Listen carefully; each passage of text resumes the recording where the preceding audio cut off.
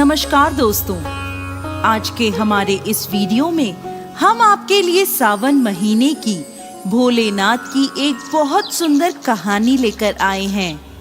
एक समय की बात है, किसी गांव में एक बुढ़ी अम्मा अपने बेटे के साथ रहती थी। माँ बेटे बहुत मेहनत मजदूरी करके अपना गुजारा करते थे। एक बार बुढ़ी अम्मा के मन में विचार आया कि अब उसका पुत्र विवाह के योग्य हो गया है, अब उसे अपने लिए बहू ले आनी चाहिए। कुछ समय बाद बुढ़ी अम्मा ने अपने बेटे का विवाह एक सुशील कन्या से कर दिया। उसकी बहू बहुत सुंदर, सुशील और संस्कारी थी। वो नित्य प्रति जल्दी उठकर घर की साफ सफाई कर स्नान आदि करती और भगवान शिव का अपने घर में ही पूजन करती। विवाह के कुछ समय बाद सावन का महीना आया। बुढ़ी अम्मा की बहू भगवान भोलेनाथ की अनन्य भक्त थी। उसके मन में ये विचार आया कि वह सावन के महीने में मंदिर जाकर शिवलिंग पर जल अर्पित करे। अपने मन में आए विचार को उसने अपनी सास से कहा, माताजी, सावन का महीना शुरू हो गया है। मैं शिव मंदिर जाकर पूजा पाठ करना चाहती हूँ, शिवलिंग पर जल अर्पित करना चाहती हूँ। लेकिन बुढ़ी अम्मा ने उसे मना कर दिया और कहा, घर में ही पूजा कर लो, मंदिर जाने से समय बर्बाद होगा। इतने समय में घर का सारा काम हो जाएगा। ये बात सुन बहू उदास हो गई, लेकिन कुछ नहीं कर सकी। उदास होकर घर के कार्यों में लग गई। उस दिन उसने कुछ अन्न जल ग्रहण नहीं किया। अगले दिन बहू कुएं से जल लाने गई। रास्ते में उसने देखा गांव की दो लड़कियां पूजा की थाली सजाकर मंदिर की ओर जा रही हैं। उसने उन्हें रोका और पूछा, तुम सब कहाँ जा रही हो? तब वह बोली, सावन का महीना शुरू हो गया है, हम सब भगवान भोलेनाथ का पूजन करने मंदिर जा रहे हैं। ये सुन वह फिर उदास हो गई। लड़कियों ने पूछा, आप क्यों उदास हो गईं? तो वह बोली, भगवान शिव मेरे आराध्य हैं, लेकिन मेरी सास ने मुझे मंदिर जाकर पूजा करने से मना कर दिया।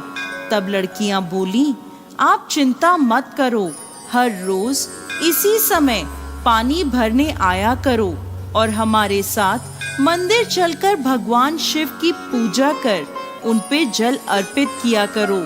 तब वह बोली, लेकिन मेरे पास पूजा की कोई सामग्री नहीं है, घर से लाऊंगी तो सास को पता चल जाएगा। तब लड़कियां बोली, कोई बात नहीं, आप हमारी पूजा की सामग्री से पूजन कर लेना।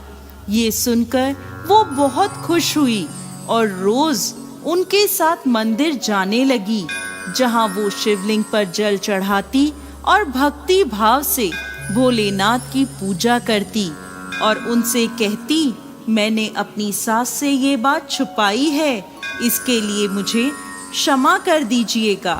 ऐसे ही पूरा सावन का महीना बीत गया। सावन के अंतिम दिन उसने सोचा, पूरा महीना मैंने इन लड़कियों की पूजन सामग्री से पूजा करी है, आज तो मुझे अपना कुछ भोलेनाथ को अर्पित करना ही चाहिए।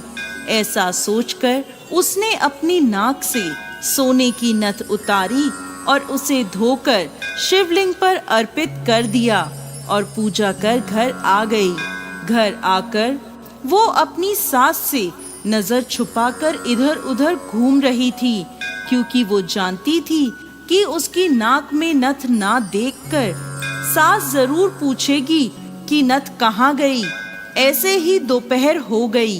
तभी अचानक सास की नजर उसकी नाक पर गई और नाक में नथ ना देखकर सास ने पूछा, बहू, तुम्हारी नथ कहाँ है?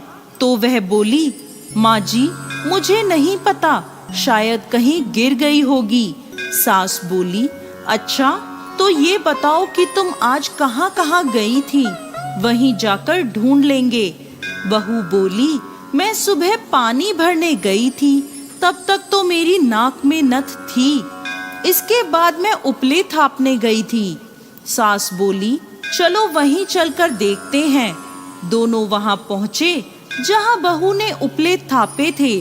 सास ने बहू से कहा, चलो अब ये उपले तोड़कर देखते हैं। दोनों सास और बहू उपले तोड़ने में लग गईं। जैसे ही दोनों ने उपले तोड़े, दोनों के उपलों में एक एक नथ निकली। सास बोली, नथ तो एक ही थी, ये दो कैसे हो गई? इसके बाद सास ने एक एक कर सारे उपले तोड़ने शुरू कर दिए। अब सास उपले तोड़ती जाए और उन सब में से नथ निकलती जाए। सास ने बहू की ओर देखा और पूछा, ये क्या मांजरा है? तब बहू ने सास से क्षमा मांगते हुए सारी बात उसे बता दी और कहा, ये भगवान भोलेनाथ का आशीर्वाद है। आज मैंने सावन की समाप्ति पर उन्हें अपनी नथ अर्पित की थी और उन्होंने मुझे इतनी सारी नथ वापस कर दी। सास बहू की बात सुनकर बहुत खुश हुई और कहा, सावन माह में स्नान, जप, तप और दान का इतना महत्व है तो अगले साल हम दोनों मिलकर शिवलिंग पर जल चढ़ाएंगे और पूजा पाठ करेंगे। अगला सावन का माह आने पर दोनों सास बहू ने नियम से सावन का स्नान किया, पूजा पाठ, जप तप किया। भगवान भोलेनाथ की कृपा से बुढ़ी अम्मा का घर अन्न धन के भंडार से भर गया। बहू को एक सुंदर पुत्र रत्न की प्राप्ति हुई। हे भोलेनाथ, जैसी कृपा बुढ़ी अम्मा और उसकी बहू पर करी, वैसे ही इस कहानी को कहते, सुनते और हुंकार भरते सब पर करना। जय भोलेनाथ।